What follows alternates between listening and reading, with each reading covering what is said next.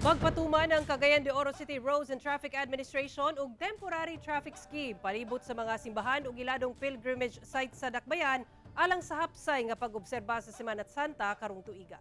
Ani report.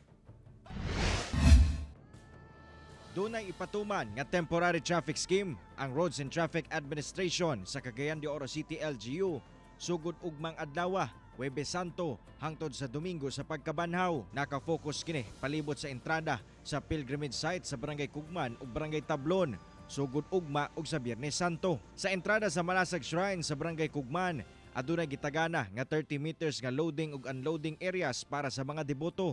Gitugutan sab ang parallel parking kilid sa National Highway apan gibawal ang pagpark 100 meters sa entrada sa shrine ug 200 meters at bang niini. Susama sab ang ipatuman sa entrada sa Guadalupe Shrine sa Barangay Tablon. Adunay ibutang nga signages sa loading and unloading area, no parking areas ug parallel parking area. Prepare na ang ato ang Traffic Enforcement Division sa pag-deploy no sa ato ang mga personnel.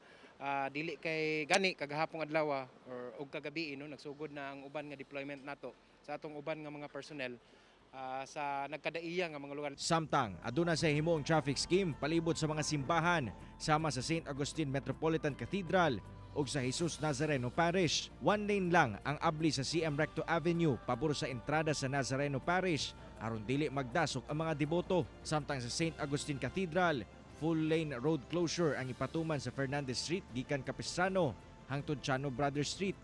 Capistrano Street bounded sa Gaerlan ug Fernandez Street og Rizal Street gikan St. Agustin Street padulong Fernandez Street. Anyways, di lang po angay nga kabalak-an no, sa atong uban nga mga kaigsuran kay naman tay mga traffic signs nga mo instruct sa ila. Kauban si Makoy Sempron sa kamera. Ako si Cyril Chavez para sa One Mindanao.